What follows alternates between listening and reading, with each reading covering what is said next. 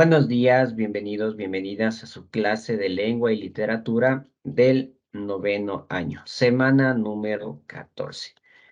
Perfecto. El tema de esta semana son los textos de divulgación científica. Analizaremos cuál es su definición, su estructura y las características. Analizando la imagen que tenemos en el lado izquierdo, podemos apreciar que son textos que tienen información relevante sobre los avances científicos. Entonces, como abre boca, pues tenemos esta imagen introductoria que nos da ya una pista de cuál es la función o la intención comunicativa de este tipo de texto. Pero recordemos, por favor, que los textos de divulgación científica no son los únicos. Tenemos varios tipos de textos y claro está con algunos ejemplos, ¿no? Tenemos los textos literarios como el poema, la fábula, la leyenda, el cuento, la novela, las obras teatrales. Los textos instruccionales como el manual, el instructivo, la receta. De la misma manera, textos publicitarios como el cartel, el folleto, el aviso. Recordemos que la semana anterior revisamos sobre los textos publicitarios.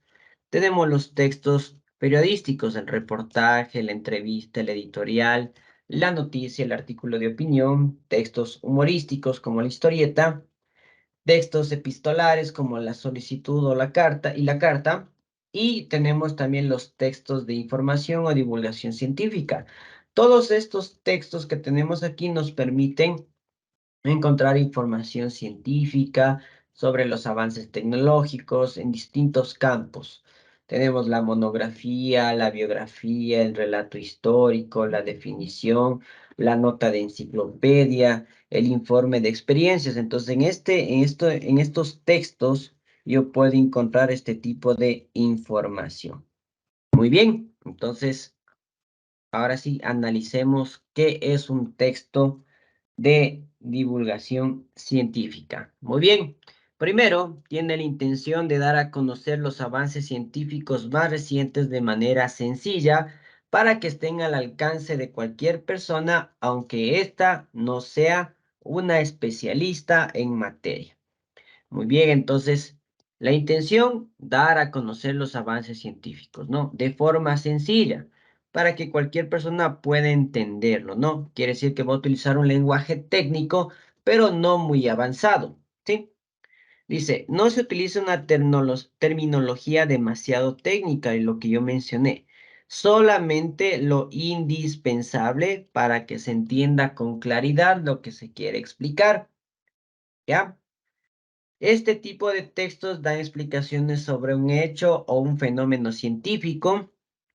También mencionan el proceso, cómo se llegó a ese conocimiento, de la misma manera que se conocía antes de ese tema, cuáles son las nuevas conclusiones y cómo se llegó a ella e incluso en qué se contradice antes de lo que se sabía. Entonces, el texto de divulgación científica lo podemos encontrar en varios lugares, en revistas científicas, en los libros, ¿sí? Lo podemos encontrar también en páginas web de universidades o de centros de investigación. Ahí podemos encontrar una gran cantidad de información relacionado a los avances científicos. Y si usted tiene el tiempito de poder visualizar o de indagar un poquito más esa partecita de los textos de divulgación científica, se va a encontrar con una gran cantidad de trabajos muy interesantes relacionados a los avances científicos.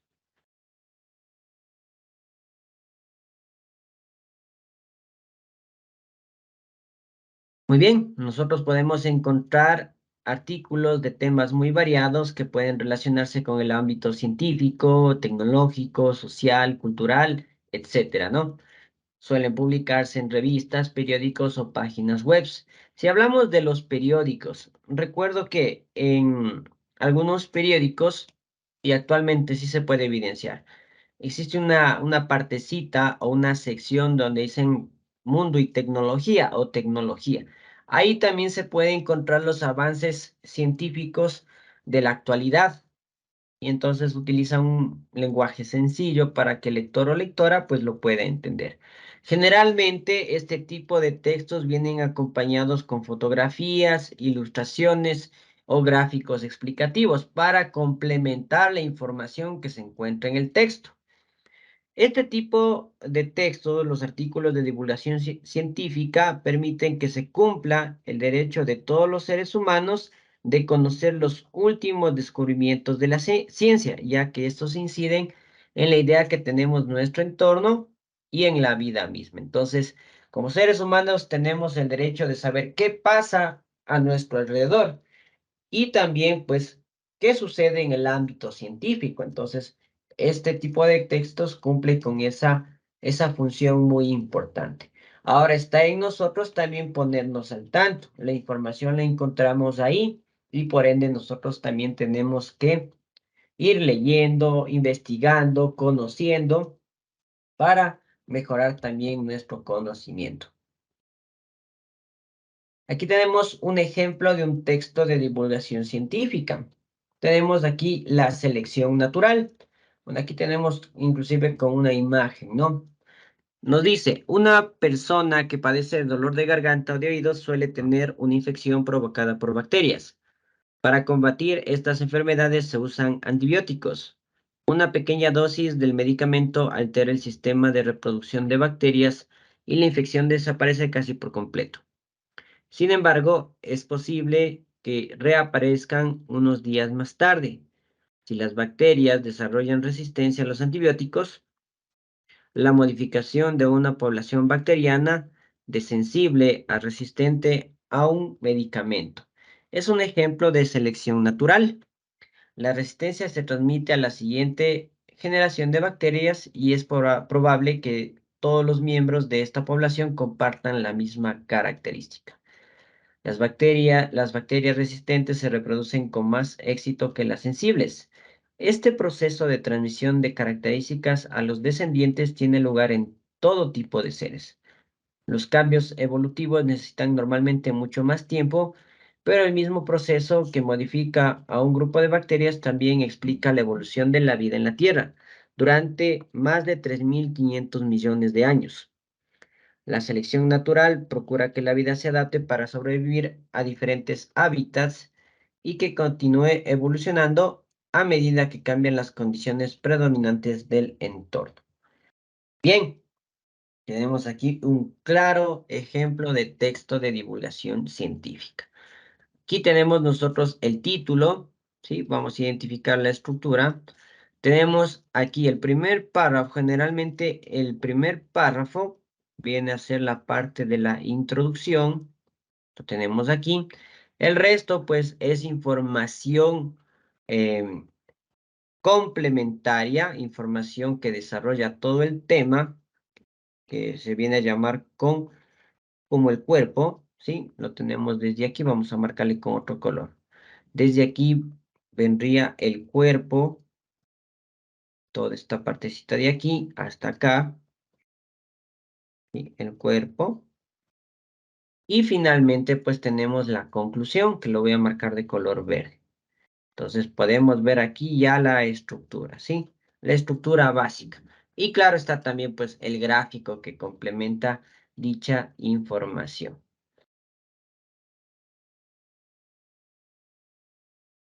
Bien, aquí tenemos la estructura de los textos de divulgación científica. Ya lo analizamos en el ejemplo anterior. Muy bien, tenemos el título, ¿no? Orienta sobre el tema científico del que se va a informar al público. Este debe ser breve y atractivo, de tal manera que despierte la curiosidad del lector o la lectora y le dé las ganas de conocer sobre ese tema. Ya vimos, ¿no? El tema era pequeño, la selección natural. Tenemos el lead o entrada, lo que yo les dije, ¿no? Es un párrafo corto que precisa el tema y en pocas palabras sintetiza la información o el contenido del artículo, ¿sí? Tenemos el cuerpo o exposición. Este presenta el conocimiento actual sobre el tema del artículo. puede incluir nuevas investigaciones que se han realizado, los resultados que se han obtenido, las interrogantes que surgieron a través de esa investigación y claro están las conclusiones. Pues ahí tenemos unos párrafos, un bloque de párrafos donde se encuentra toda esta información desglosada. Finalmente tenemos el cierre que muestran las interrogantes que aún quedan, las investigaciones que se continúan realizando con el tema investigado, las consecuencias que estos estudios que se han obtenido hasta el día de hoy o lo que falta por investigar. Claro está, también es importante que en un texto de divulgación científica se encuentre las fuentes de información. ¿Por qué es importante las fuentes de información? Ya que estos artículos se fundamentan en investigaciones realizadas por otras personas. Por lo menos debe tener una fuente de referencia de dónde se tomó la información. Si es que el artículo de divulgación científica no tiene la fuente de información, pues la información puede ser refutable, puede ser información falsa. Entonces, es importante que el texto de divulgación científica cuente con fuentes de información. Mire, aquí podemos ver nuevamente la estructura básica. Título, células madres, fuente inagotable de la materia prima. ¿Ya? Aquí tenemos la introducción o también conocida como entrada o lead. Tenemos aquí. Tenemos el desarrollo, tenemos la conclusión, tenemos la imagen y claro está, pues aquí nos faltaría simplemente las fuentes de información, de dónde se tomó dicha información. Analicemos este ejemplo básico. Dice, células madres, fuente inagotable de materia prima. Las células madre son una especie de poción mágica del cuerpo. Tienen el potencial de convertirse en células de muchos tejidos. Son una especie de carta blanca que no está destinada a ningún órgano específico.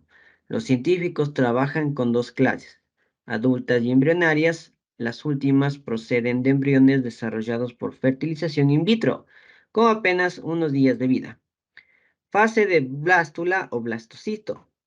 Son muy apreciadas por los investigadores por su enorme versatilidad y se encuentran también en el cordón umbilical.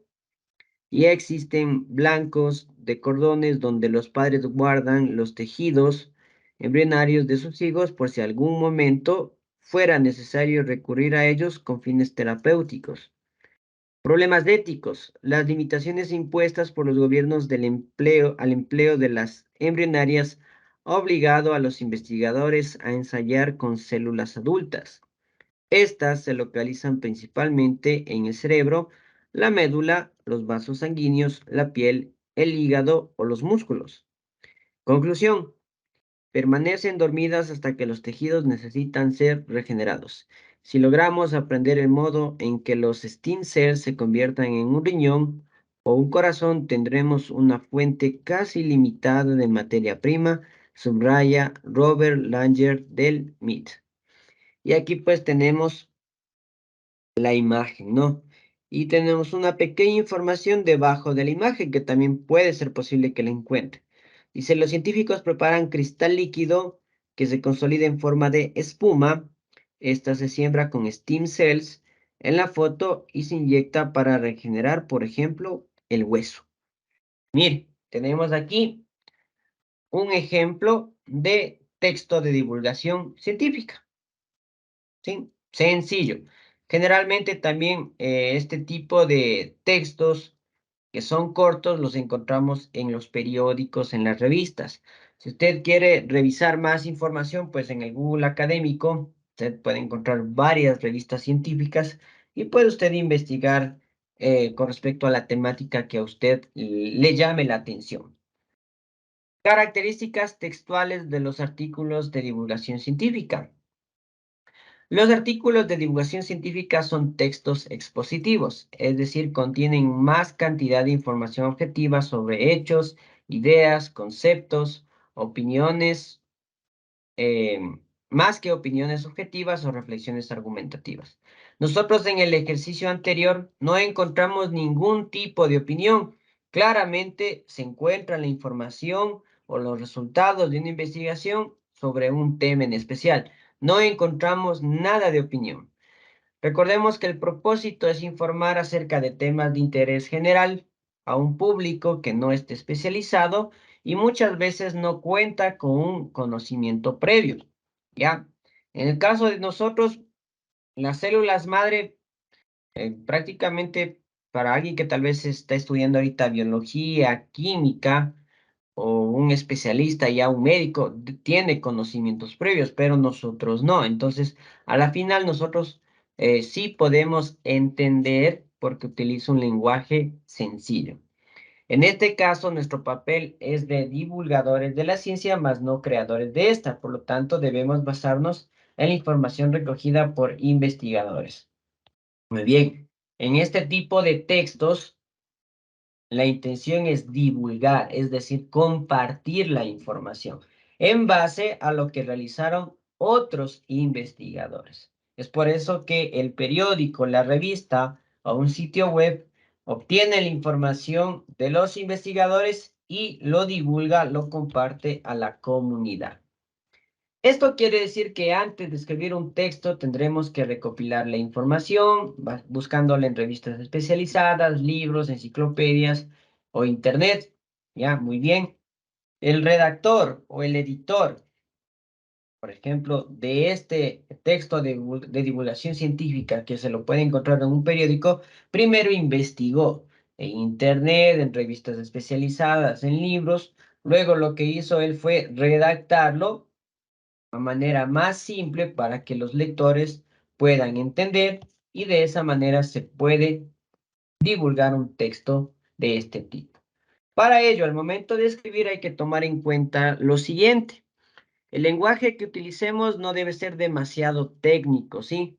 No debe ser demasiado técnico, para no desalentar a los lectores y favorecer la comprensión del contenido.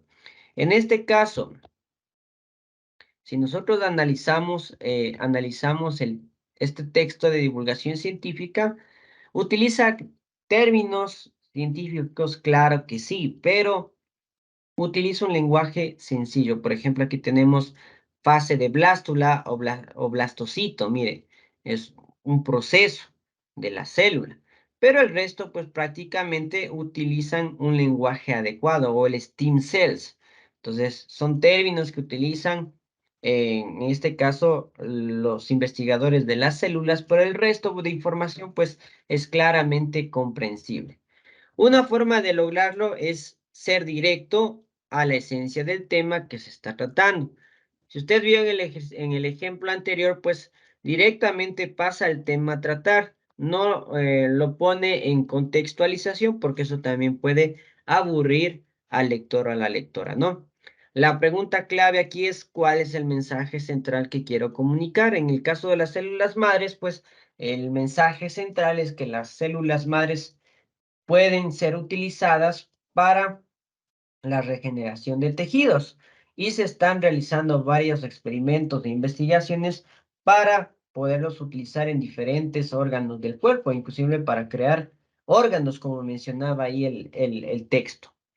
Un recurso útil para explicar los conceptos complejos es utilizar analogías, comparando esa idea con algún hecho o situación cotidiana con la que se pueden relacionar los lectores.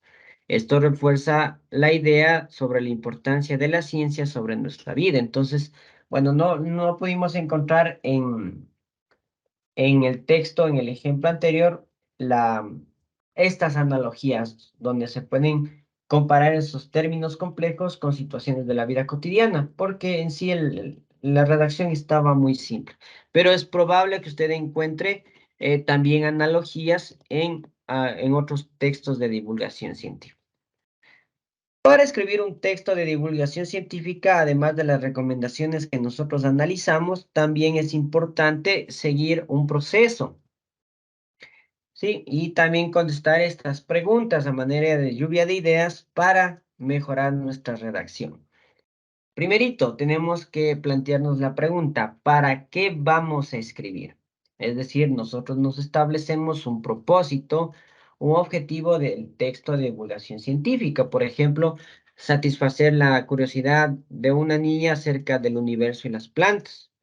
¿Sí? Es decir, aclaramos la razón por la cual vamos a escribir. ¿Qué vamos a escribir? Una vez definido el propósito, también se determina el tema del texto. ¿Sí? En este caso se refiere a la información científica que nosotros queremos difundir. Como ya habíamos visto, sería el tema el origen del universo. Y podemos ser un poquito más puntuales, hablar del sistema solar o podemos hablar sobre la galaxia, etcétera. ¿Sí?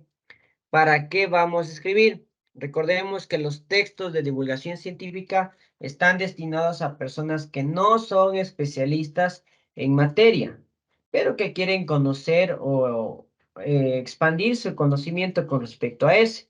Por ejemplo, digamos que el texto que vamos a redactar, es un ejemplo nada más, va a estar destinado a una niña de 10 años. Y claro está, vamos a utilizar un lenguaje claro, sencillo, y este tipo de textos también tiene que estar de forma accesible para cualquier persona. ¿Cómo debe ser el texto? Pues ya lo dije, ¿no? Sencillo, claro, directo, objetivo, mostrando ejemplos, mostrando analogías o comparaciones. Asimismo, utilizar los términos técnicos utilizando sinónimos o ejemplos para poder realizarlo de una manera más simple. ¿Qué diremos sobre el tema escogido? Pues prácticamente nos permitirá generar las ideas que desarrollemos en el texto. Es importante primero buscar la información sobre el tema seleccionado para luego analizarlo, resumirlo y luego adaptarlo al propósito. Entonces, es un proceso que nos conlleva a varios pasos. No es simplemente investigar en internet, busco la primera página que se me asome, lo copio y se acabó. No, el texto de divulgación científica es necesario una investigación exploratoria un poquito más detallada. Investigar, analizar, tomar en cuenta los puntos de vista de otros investigadores o investigadores sería lo ideal. De la misma manera, revisar un listado de sinónimos para poder hacer un texto de divulgación científica sencillo, claro, comprensible, de acuerdo a la población a la que va a estar destinado. También es importante utilizar imágenes que complementen dicha información. Y claro está, no olvidarse de colocar al final las referencias o las fuentes de información para los cuales se valida el texto de divulgación científica. Todos estos pasos pues son importantes y necesarios al momento de escribir. Además, hay que tomar en cuenta también las reglas ortográficas. Si nosotros observamos en los textos de divulgación científica, no podemos encontrar faltas ortográficas, se utiliza correctamente los signos de puntuación, eh, de la misma manera, se encuentran varias formas de escritura para evitar lo que es la redundancia. Entonces, es importante seguir todos estos pasos.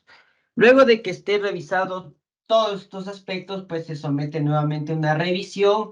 Si en la revisión existen situaciones que deben cambiarse, pues se lo cambia y posteriormente se lo publica. Muy bien, la actividad de esta semana 14, usted la encuentra en la página número 8 de su texto de lengua en su módulo, no en el apartado de lengua. La actividad es muy simple. Va a encontrar actividad 14 con un valor de 10 puntos. Nos dice, realiza un texto de divulgación científica. Mínimo 70 palabras. Muy bien, entonces yo le presenté hoy dos ejemplos, el de la selección natural y de las células madre. Usted va a tener que investigar, por favor, sobre el tema que usted desee. Va a investigar, va a redactar su texto de divulgación científica. Le recomiendo también pegar una imagen, una fotito con respecto al tema. Y algo muy importante que está aquí, lo voy a resaltar. Colocar el sitio web donde obtuvo la información. Si usted va a poner abajito de dónde extrajo la información. Ejemplo, extrajo de la revista científica Cielo, Redalit, etcétera, ¿sí? Este trabajo lo puede hacer a mano o a computadora, no hay problema. Recuerde que debe tener el encabezado de la institución y como es un texto de divulgación científica, evitemos las faltas ortográficas. Sí, podemos investigar o si tenemos dudas con respecto a alguna palabra, podemos utilizar un diccionario o el mismo internet y con eso evitamos las faltas ortográficas. Perfecto, pasemos a la parte del aprendizaje.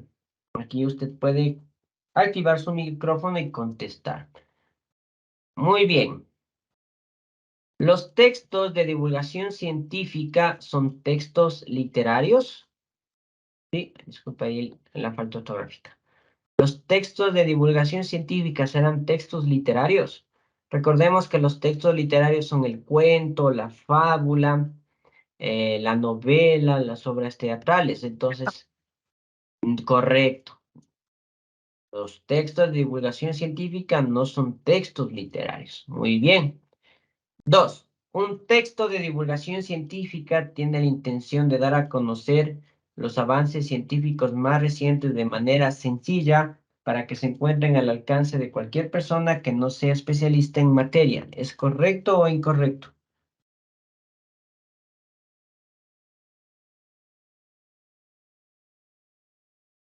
¿Será correcto o incorrecto?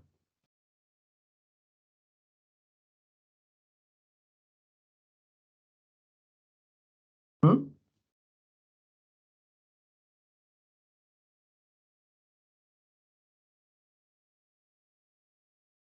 Es correcto, ¿sí? Para conocer los avances científicos, yo utilizo un lenguaje sencillo para las personas que no dominamos el tema. Ya, el lenguaje que utilicemos no debe ser demasiado técnico para no desalentar a los lectores y favorecer la comprensión del contenido.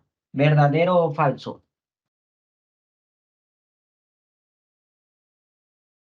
¿Eh? Respondamos, ¿es verdadero o falso? Verdadero. Muy bien, es verdadero. Correcto, muy bien, es verdadero. Excelente. Bien. Perfecto, entonces hemos revisado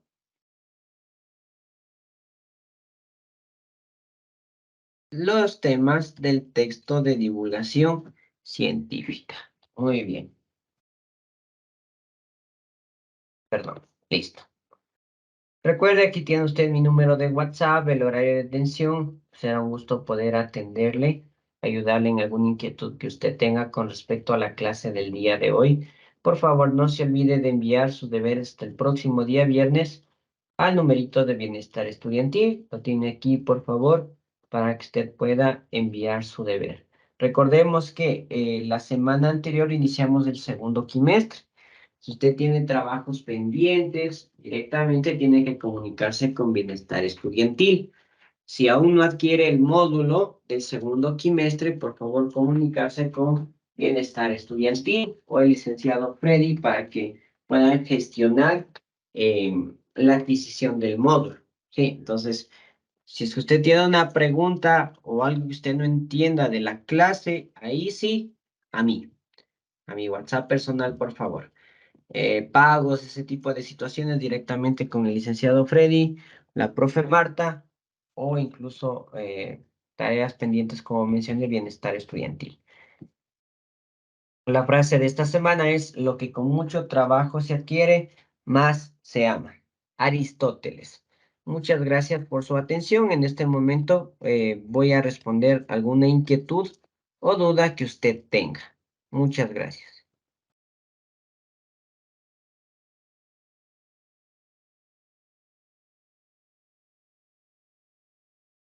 La clase de Ciencias Naturales. Gracias por estar presente. En nuestra semana 14 que tenemos planificado, pues igual continuar con lo que son temas de nuestra unidad 4 de nuestro universo. En este caso vamos a ver lo que son los aportes de astrónomos y físicos en el conocimiento del universo, la astronomía desde el espacio, lo que son los satélites artificiales, el cielo, observatorios astronómicos, estrellas fugaces, constelaciones, ¿sí? En cuanto a los aportes de astrónomos físicos y el conocimiento del universo, pues los primeros observadores estudiaron las estrellas porque eran los seres más llamativos, ¿no? Que teníamos nosotros, o bueno, que tenían las personas en ese entonces. El movimiento de los planetas también lo estudiaron algunos observadores y también recopilaron información para realizar calendarios.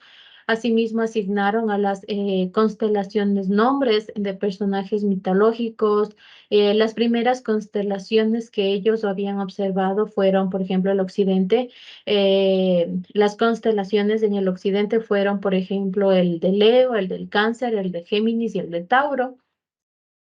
Los monumentos de las antiguas civilizaciones muestran que sus constructores tenían algo de conocimiento de astronomía. Porque, por ejemplo, se puede ver que los egipcios construyeron las pirámides de Gizeh, que según se sostiene están alineadas a los cinturones celestes de la constelación de Orión, que se llamaba o que era llamada Osiris o dios de la muerte por los egipcios. Asimismo, las ventanas de las pirámides de los mayas están orientadas para reflejar los ciclos de Venus. De igual manera, Stonehenge, que existe en Inglaterra, podría haber sido el primer observatorio o uno de los primeros observatorios que inició. Asimismo, los astrónomos de Babilonia registraron también el movimiento de las estrellas y los planetas en antiguas tablillas de arcillas, así como lo podemos ver aquí. Conforme la Tierra orbita alrededor del Sol, la Tierra atraviesa las 12 constelaciones que forman el zodiaco con sus nombres griegos antiguos. Los astrónomos chinos muestran los solsticios y equinoccios, su ciclo zodiacal, sus fases lunares. Los egipcios decoraron las tumbas de los faraones también con figuras que se veían en las constelaciones. Los antiguos astrónomos de Egipto, China, Mesopotamia también sentaron las bases para que los egipcios comenzaran con ese estudio científico del universo y lograran el conocimiento de los cuerpos celestes. Y estos conocimientos también se relacionan con lo que es la religión y los rituales que antes se realizaban. Los antiguos griegos sostenían que el Sol, que la Luna y que los planetas también giraban alrededor de la Tierra, que eran creencias que prácticamente se tenían acerca de la Tierra. Ok.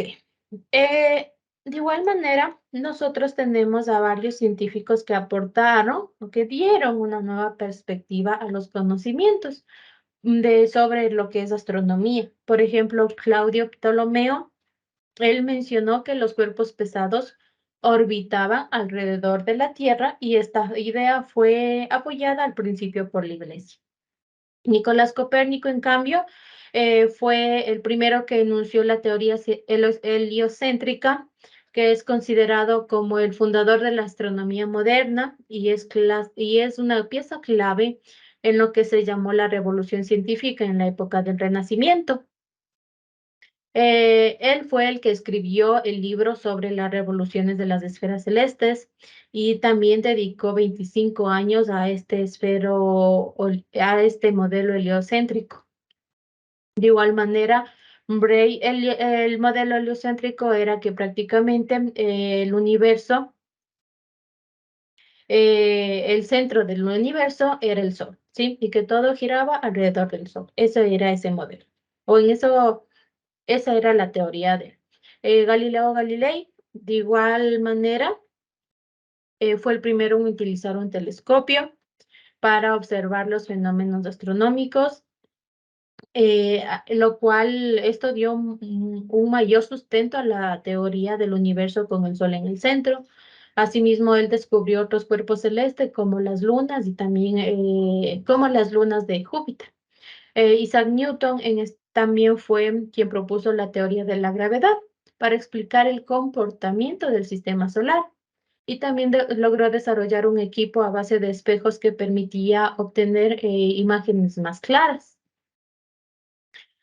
Ok, también después de algunos años, en el siglo XVIII trajo también algunos progresos en lo que es la comprensión de nuestro universo. ¿Gracias a qué? Gracias a tecnologías, a las tecnologías que se desarrollaron. A partir de esta fecha, los avances han sido muchísimos y se han dado pasos gigantes que han permitido que las personas comprendan cada vez mayor cómo es que o cómo es el comportamiento del universo. Tenemos varios artefactos, podríamos decir así, tecnologías que se han desarrollado a lo largo del tiempo para conocer y para profundizar el conocimiento sobre el espacio. Tenemos aquí, por ejemplo, el espectrógrafo, los telescopios y los radiotelescopios, en donde el espectrógrafo eh, es un aparato que mide la luz que emite o refleja un objeto. El análisis de la luz que proviene de un cuerpo celeste alojado también permite determinar un poco la composición, la temperatura y la materia que hay entre el cuerpo y el observador. También tenemos aquí los telescopios, que los primeros telescopios fueron refractores. Estos captaban las imágenes con un sistema de lentes eh, convergentes donde la luz se reflectaba y también estos permitían observar objetos lejanos y brillantes.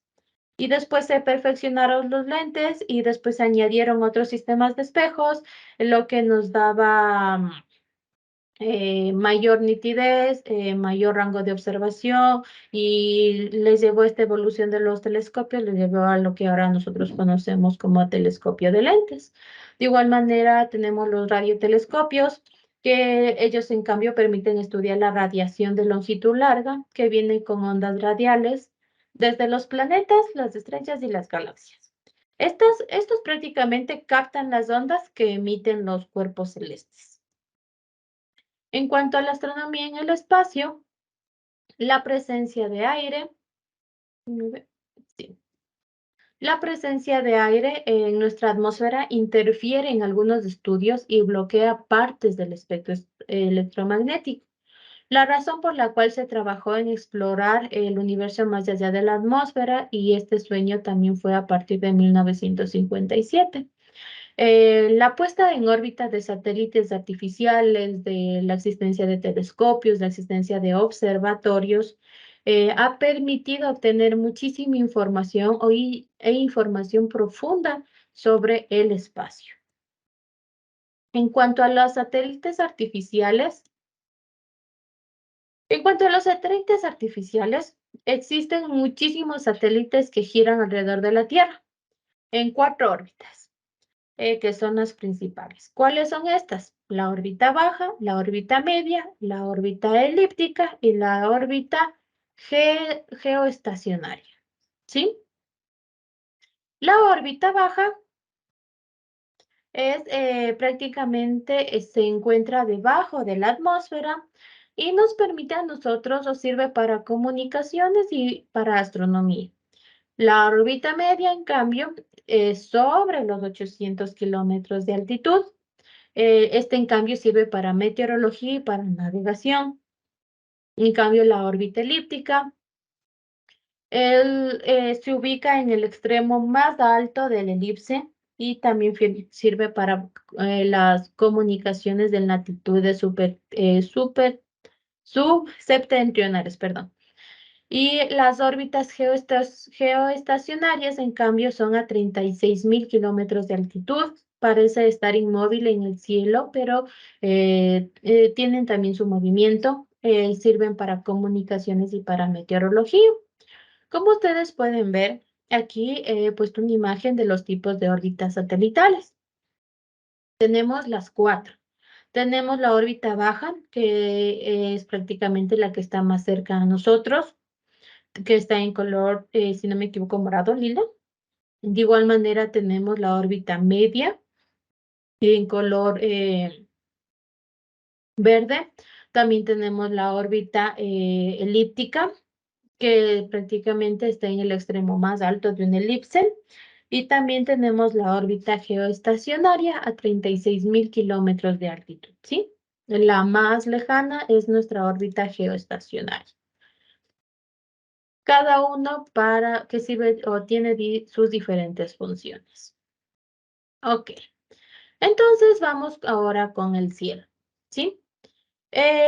Cuando se observa prácticamente, o nosotros hemos observado una noche sin nubes, ¿verdad?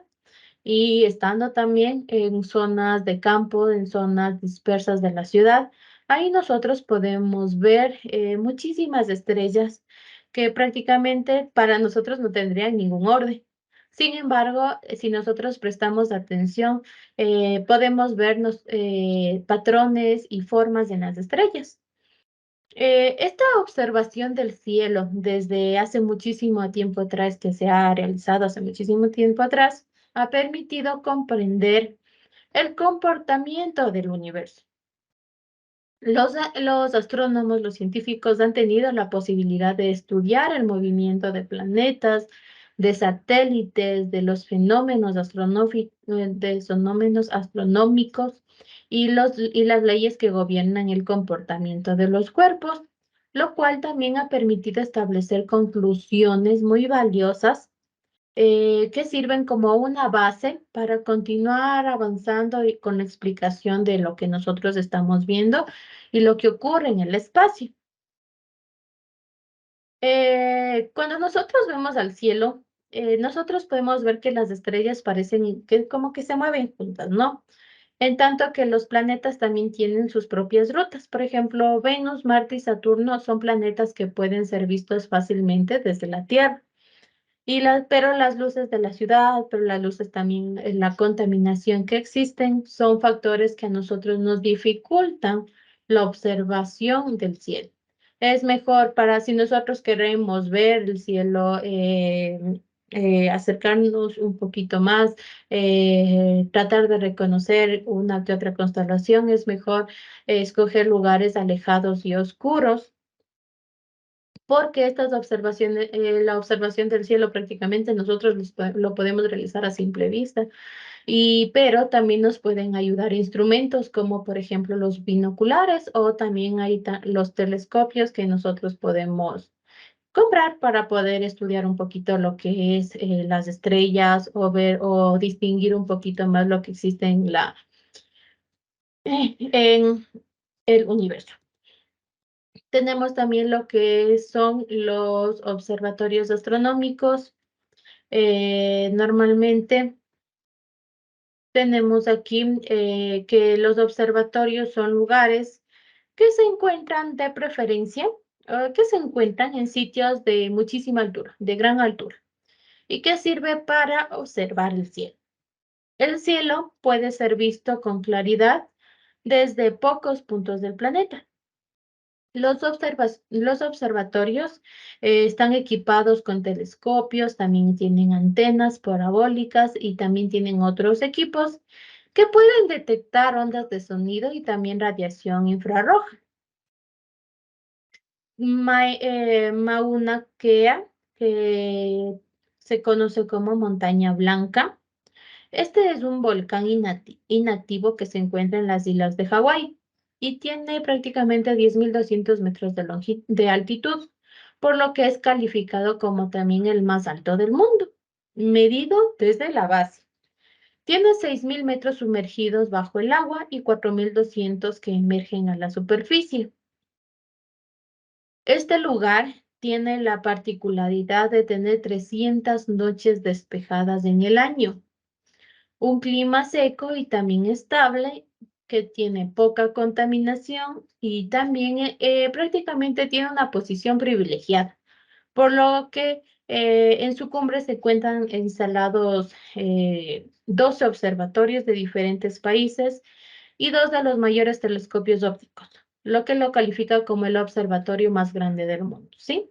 Aquí tengo una fotito de un observatorio y también de algunos también que están dentro de esa montaña o en la montaña. Ok. Tenemos lo que son las estrellas fugaces de igual manera, en donde que son pues los meteoroides, son cuerpos formados de partículas de polvo, hielo o rocas. que normalmente se encuentran en el espacio y son producto de la formación de planetas, de estrellas y otros cuerpos, o que quedan también producto del paso de cometas.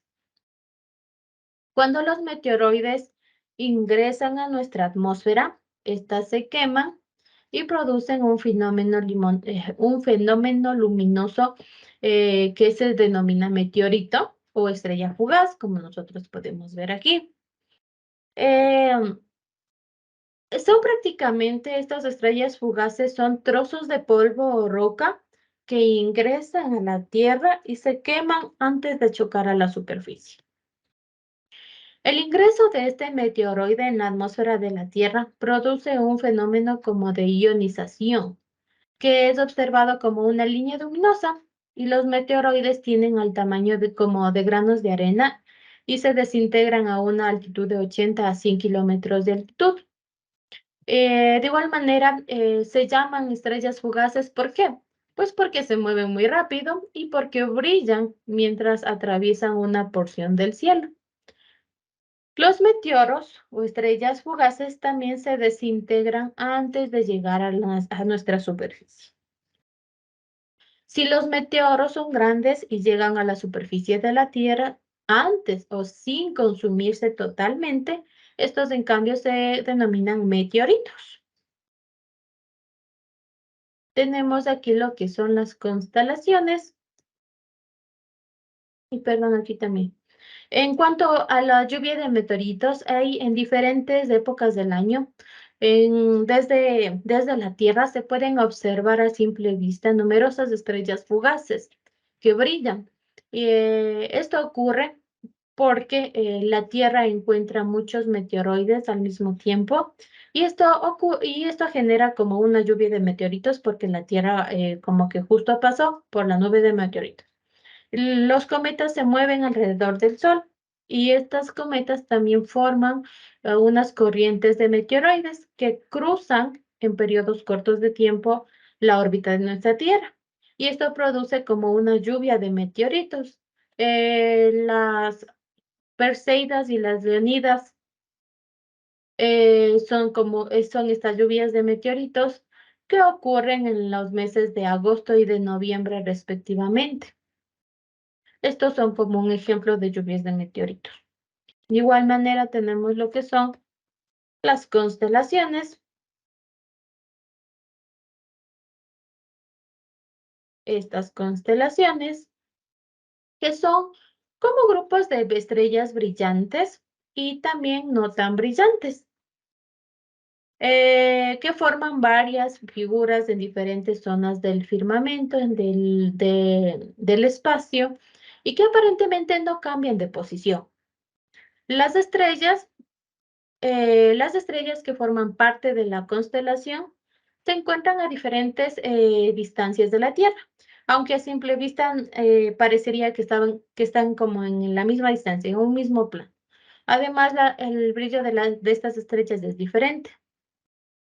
Las civilizaciones antiguas, ellos como realizaron trazos imaginarios y en función a las formas delimitadas por las estrellas les asignaron diferentes nombres. En la actualidad se sabe que muchas de estas estrellas no tienen ni siquiera una relación la una con la otra. Y en algunos casos también el que están muy distantes entre sí. Mm, Gracias al trabajo de Eugene Del Porte, él delimitó o pudo delimitar 88 constelaciones con límites precisos. Las constelaciones, o bueno, algunas de las constelaciones son visibles desde la Tierra, dependiendo también el año, época, etc.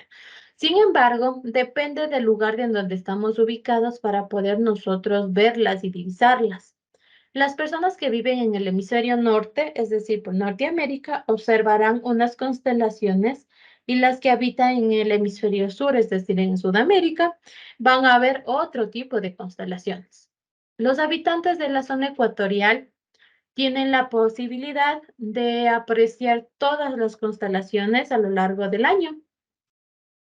Las constelaciones ubicadas al norte se denominan normalmente septentrionales y las del sur se denominan australes. Aquí, primerito, para ver una constelación, nosotros debemos buscar zonas libres de luz y contaminación para nosotros poder observar de manera casi nítida las constelaciones. Asimismo, debemos tratar de que sea una noche despejada y estrellada, que nos permita prácticamente ver cada una de las constelaciones que llevan los signos del zodiaco. Em, En el cielo, nosotros podemos ver conjuntos de estrellas que forman diferentes o que toman diferentes nombres. Las más conocidas, ¿cuáles son? Las constelaciones del zodiaco, que se encuentran en el plano de la órbita de la Tierra sobre el fondo de las estrellas fijas y la mayor constelación es la Hidra. Y esta está formada por 68 estrellas visibles a simple vista. La más pequeña es la del Cruz del Sur, visible desde el hemisferio sur, y la Osa Mayor, que es visible en cambio desde el hemisferio norte. Aquí, por ejemplo, tenemos lo que es las constelaciones de la Osa Mayor, que forma el carro, Mizar con Alcar, que dieron ese nombre a la constelación, a la Osa Menor, a la estrella polar. De igual manera, a otro ladito también tenemos la Cruz del Sur, el Centauro y la que está en el lado superior derecho es la falsa cruz. Ok, ok, sí. Asimismo, de igual manera, tenemos aquí lo que son los signos del zodiaco, las constelaciones que representan a todos los signos del zodiaco. Tenemos de aquí a Tauro, Géminis, Cáncer, Leo, Virgen, pero Virgo, Libra, Escorpio, Sagitario, Capricornio, Acuario, Piscis y Aries. Si no me equivoco. Aquí en Virgo me equivoqué. Ok. Entonces, tenemos aquí la actividad para nuestra semana 14. Su actividad se encuentra en la página 120, que nos dice, pues dibuje y coloree las dos constelaciones que más le gustan y especifique cuáles son. Ustedes pueden también investigar tipos de constelaciones y pueden dibujar esas constelaciones, ¿sí? Eso sí, poner el nombre de esa constelación. En cuanto a las características de la actividad, puede hacerlo a mano, debe tener el encabezado de la institución, por favor, siempre. Como dice, dibuje y coloree, por favor, hacer la mano, porque dibujar es con la mano. Ok. En cuanto a los datos del docente, mi horario de atención es de lunes a jueves de 6 a 8 de la noche a mi WhatsApp, y el envío de deberes, por favor, siempre a Bienestar Estudiantil hasta el viernes de la próxima semana, como ustedes conocen muy bien y como lo hemos estado manejando hasta todo este periodo. ¿Alguna inquietud, alguna duda, Ligia y Ángel? No, Lizzy. Ok.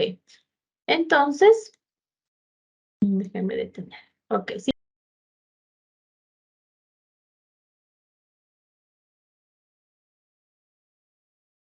A su última clase del día de hoy, ¿ok? La cual es de inglés, ¿no? Vamos a revisar los contenidos de la semana número 14 o la semana número 2 del segundo quimestre, como lo quiera ver, ¿ok? Hacemos un breve recordatorio. La semana pasada estuvimos viendo lo que eran los pronombres indefinidos, el de, ¿ok? El día de hoy vamos a ver los indefinite pronouns, en cambio, ¿ok? Vamos a ver los pronombres indefinidos. Como lo indica su nombre, son aquellos que utilizamos cuando no estamos definiendo exactamente a lo que nos referimos, ¿ok? De un grupo en general. Los cuales son dos, es el a y el an. Ambos pronombres tienen el mismo significado, el cual es un o una. Ambos quieren decir lo mismo, pero tiene su diferencia en el uso, ¿ok? Ya vamos a analizar cuál es la diferencia. Indefinite articles in English, we have two, as I already told you, an and a. Como ya les mencioné, tenemos dos, el a y el an. Like other articles, indefinite are invariable. Son invariables, es decir, siempre van a ser a y an para uno o un, ¿ok? O un. Ahora, usted me va a decir, los dos significan lo mismo, ¿y cuál es la diferencia? ¿Utilizo cuando quiera yo uno o cuando quiera el otro? No. They are different in their use. Son diferentes en su uso because of pronunciation reasons. debido a las razones de pronunciación. ¿Ok? La palabra, los artículos indefinidos, I, am, van a depender mucho de la palabra que yo tenga después. ¿Ok? Mire, si se fijan, yo tengo la palabra a cherry and an apple. Tengo dos cosas. A cherry and apple. Las dos quieren decir lo mismo. Una cereza, una manzana.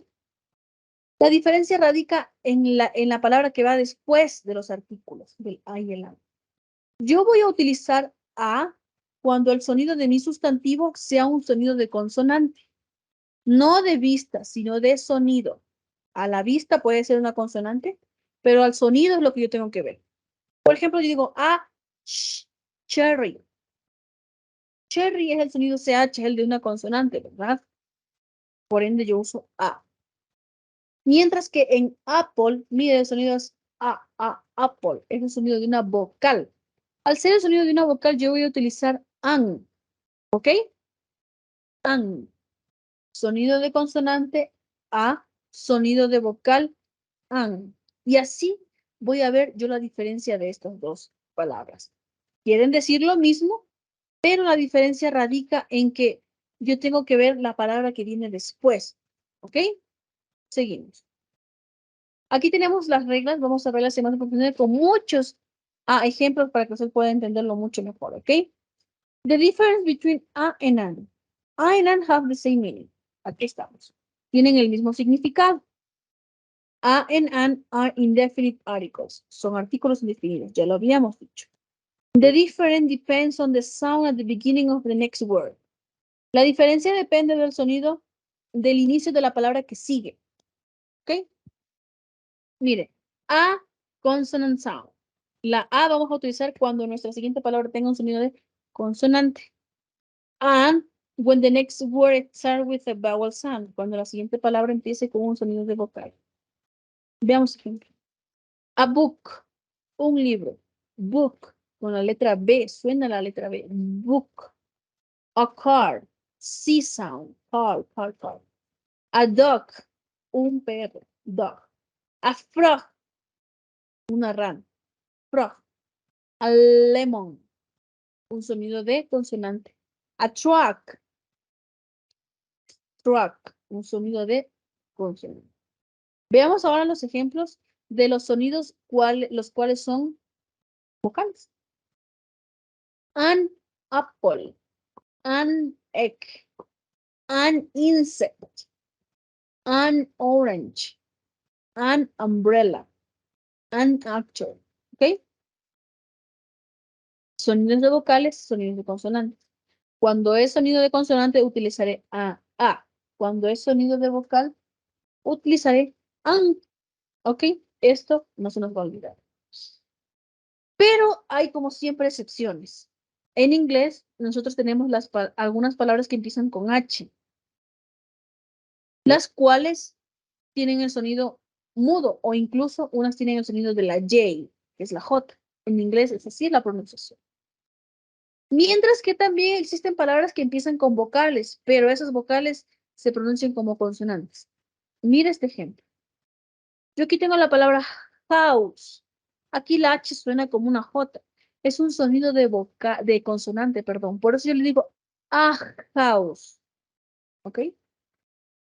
Mientras que tengo otra palabra igual, con H. Pero aquí la H no va a pronunciarse. An hour. Miren, el sonido es de una vocal. Hour. Entonces por eso tengo an. Veamos abajo. Tengo una palabra que empieza con U. Voy a ver cómo es su pronunciación en inglés. Digo uncle, uncle. Si suena la vocal primero. Uncle. Entonces es an uncle. Tengo la palabra universidad. Mire cómo suena esto. Es la U, pero el sonido es university. Suena como university. Lleva la A porque es un sonido de consonante. Por eso les dije que es muy importante fijarse en el sonido más, no en cómo está representada la palabra. Porque la palabra puede empezar con vocal, pero tiene un sonido de consonante. Puede empezar con consonante, pero tiene un sonido de vocal. ¿Ok? Mucha atención con esto. This rule applies to all words. Estas reglas se aplican a todas las palabras que van después del a y el an, ¿ok? Incluyen adverbios, adjetivos, a todo, ¿ok? Siempre hay que ver qué palabra viene después. Esa palabra es con sonido de consonante, a, voy a poner a. Si es con sonido de vocal, a, entonces voy a poner an en este caso, ¿ok? Miren esos ejemplos. Dice a boy, an apple, a car, a helicopter, helicopter. Aquí la H no es muda, suena como J. Helicopter. An elephant. Mire vuelta acá. A big elephant. Le estamos prestando atención a la palabra big. Como es sonido de la B, tengo que ponerle la A porque es sonido de consonante. An itchy sweater. An ugly duck. Aquí es importante. Mira la palabra europeo. En inglés es European. No suena la E. Yo no digo europea. Yo digo European. Sonido de consonante, por ende utilizo la A. University. Sonido de consonante, utilizo A. La palabra unit. Se escribe con la U, pero tiene un sonido de consonante A. Unit. Hour. Sonido de vocal. An hour. Honor. Mire, tiene la H, pero no tiene sonido de la J. Yo digo honor. An honor. Honor. Ok, es honor. ¿Sí? The definite article is used to refer to something for the first time or to refer to a particular member of a group or a class. Lo utilizamos para referirnos por algo por primera vez o para hablar sobre un miembro de un grupo grande. Yo, por ejemplo, digo, imagínense, digo, un estudiante de octavo. Solo un estudiante de octavo. De un grupo. Some use cases and examples are given below. ¿Ok? Algunos usos de los casos y ejemplos están dados a continuación y vamos a analizarlos. Would you like a drink? ¿Te gustaría una bebida? I finally got a good job. Finalmente obtuve un buen trabajo. An elephant and a mouse fell in love. Un elefante y un ratón se enamoraron. John is a doctor. John es un doctor. Mary is training to be an engineer. Mary está trabajando, entrenando, esforzándose para ser una ingeniera. He wants to be a dancer. Él quiere ser un bailarín. ¿Ya? Estamos mencionando todo por primera vez algo. ¿Ok? Seguimos con otros ejemplos. Used with nationalities and religions in the singular. Lo utilizamos para hablar sobre nacionalidades o religiones. John is an Englishman. John es inglés. Kate is a Catholic. Es una católica, una persona católica. También lo utilizamos to refer to an example of something, ¿ok? Lo utilizamos para referirnos a ejemplos de algo. Por ejemplo, the mouse had a tiny nose. El ratón tiene una nariz tan pequeñita. The elephant had a long trunk. It was a very strange car. Era un carro tan extraño. ¿Ok? Use a with the name of the days of the week when not referring to any particular day. También nos vamos a mencionar cuando nos vamos a referir a un día de la semana. Por ejemplo, yo digo, mire, a un día cualquiera. I was born on a Thursday. Yo nací un jueves. ¿Ya? Digo un día de la semana X. Could I come over on a Saturday sometime? ¿Podría venir o podría caer en tu casa un sábado alguna vez? ¿Algún sábado? ¿Un sábado? ¿Sí? Use a with singular nouns after the words what and such. Siempre que tengamos las palabras what and such, utilizaremos la palabra a. Mire, por ejemplo, what a shame. She's such a beautiful girl. What a lovely car. Use a with the name of jobs. Utilizamos a también con los nombres de los trabajos. Use a to refer an example of something. También para referirnos a ejemplos, ¿ok? Lo utilizamos para to emphasize a number or to contrast number. También lo utilizamos para enfatizar números o contrastar. También hay ocasiones en que el a o el an puede ser reemplazado por la palabra one, que significa uno. ¿Ok? Recordamos que los significados era un o uno. O un.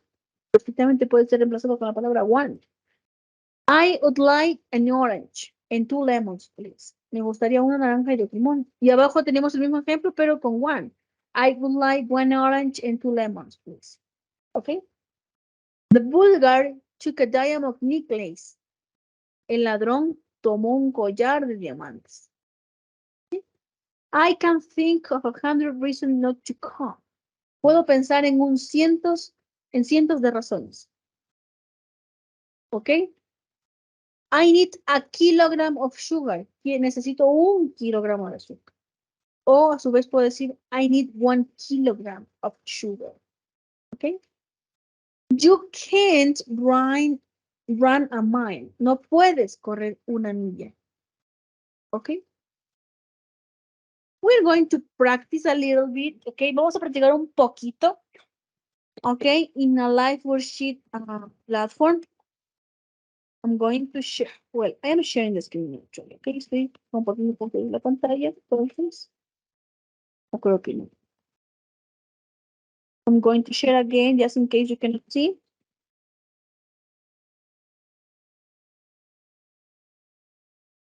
Mire.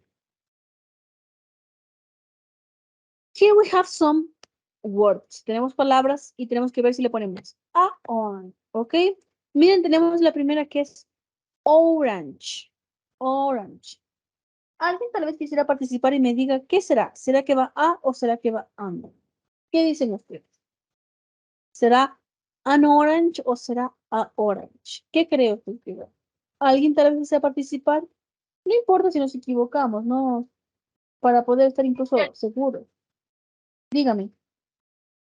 An orange. Perfecto, es an orange. ¿Ok? Pen, ¿qué será?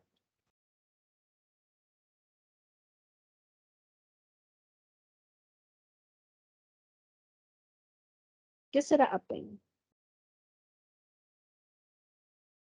Sonido de consonante. Pen.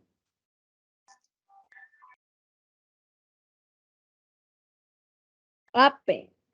Men. Sonido de consonante, ¿qué será?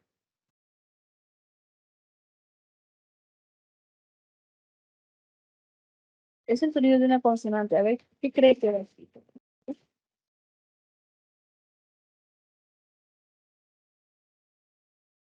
¿Qué cree que va? Amén o amen. Es el sonido de una consonante. Amen, ¿ok? Umbrella. Tengo el sonido de una vocal. Umbrella. ¿Ok? Aquí es an umbrella. Baby. Baby.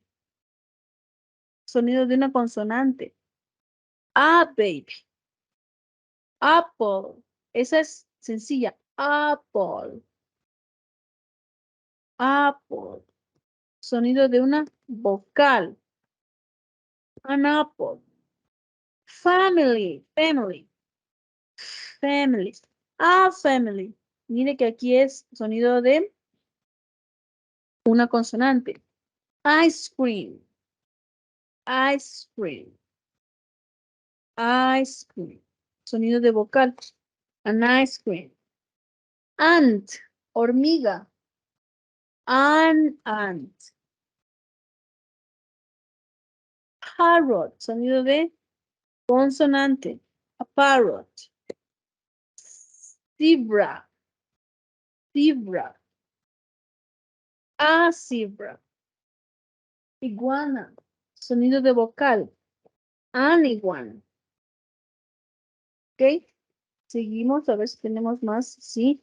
Queen, que es reina. Queen. A queen. Elephant. Elephant. An elephant. Ball. Una pelota. Ball. A ball. ¿Ok? Una pelota. ¿Sí? Just to review the vocabulary, para revisar el vocabulario, vamos a hacer la siguiente parte que es unir con línea. Orange means naranja. Pen means espero.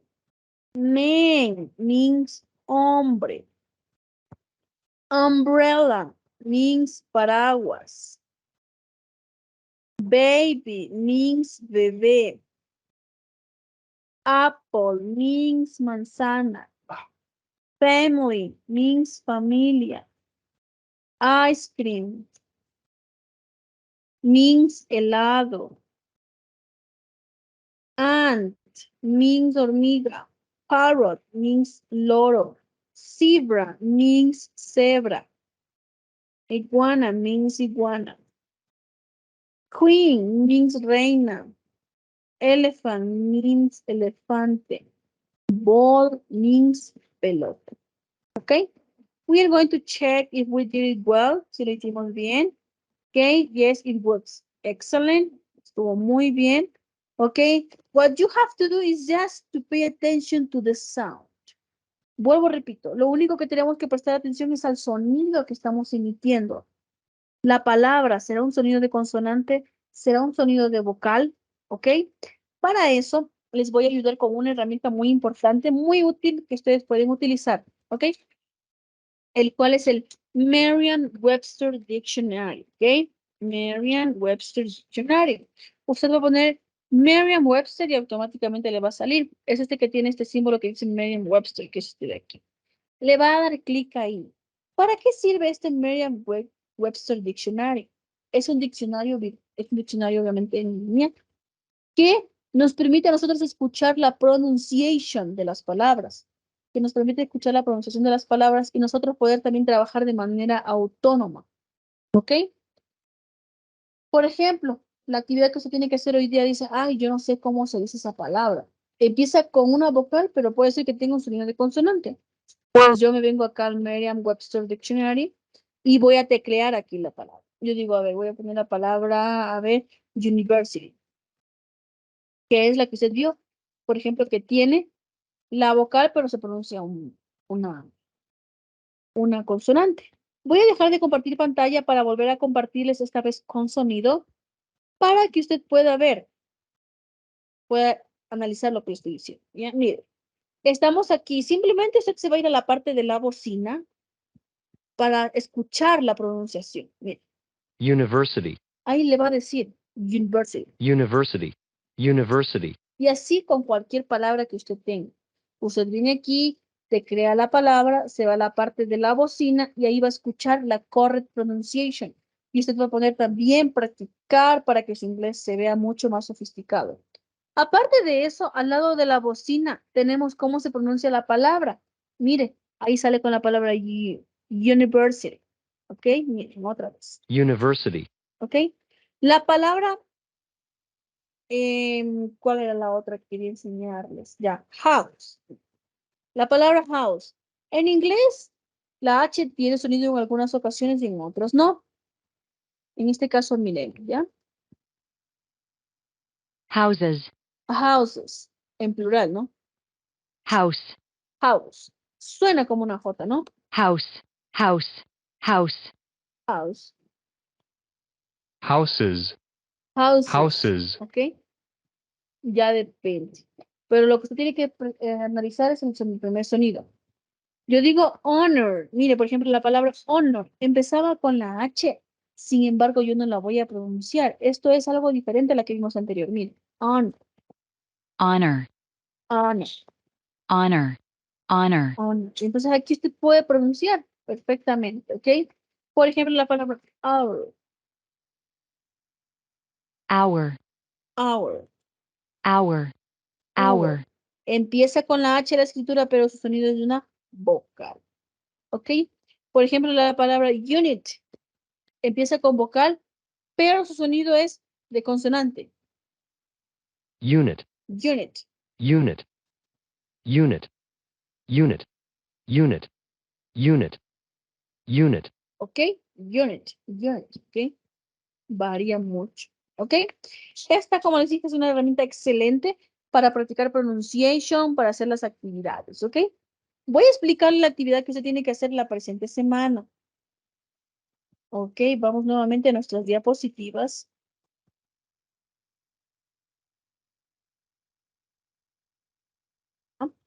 Seguimos. Miren. Características. Usted ya sabe lo que tiene que hacer. Puede hacer la actividad a mano o a computadora. Debe tener el encabezado de la institución. Y por favor, revisamos las faltas de ortografía que esté todo muy bien escrito. ¿Qué tiene aquí de actividad? Activity 14. You have in total 24 objects. En total tiene 24 objetos, en general, ¿no? Ítems, ¿ok? You have to write a or an. ¿Qué tiene que hacer? Escribir la palabra a o an, según corresponde. Usted sabe los usos. A cuando el sonido es consonante. An cuando el sonido es una vocal. Simplemente debe de hacer eso. ¿Ok? Hasta aquí. ¿Alguien tiene alguna pregunta en cuanto a las actividades que debe de realizar para la presente semana? ¿Alguien tal vez? ¿Está todo claro? Sí, Lisa, todo claro. Ok. Entonces, el día de hoy finalizamos, ¿ok? Aquí están nuevamente mis datos en caso de que exista alguna novedad en cuanto a la tarea. Horario de atención de lunes a jueves de 6 a 8, ya saben. El envío de deberes al grupo de bienestar estudiantil. ¿Ok? Y terminamos. Para ser el mejor y alcanzar tus metas solo hay un camino, estudiar y prepararte para todos los retos de la vida. ¿Ok? Estudie, gane experiencia y todo será un poco más sencillo. ¿Sí? Si no hay nada más que mencionar, creo que podríamos dar la clase por terminada. Les deseo un excelente fin de semana y nos veríamos el próximo sábado. ¿Sí? Muchas gracias por su asistencia. Gracias, Lisa. Buen fin de semana. Igualmente, muchas gracias.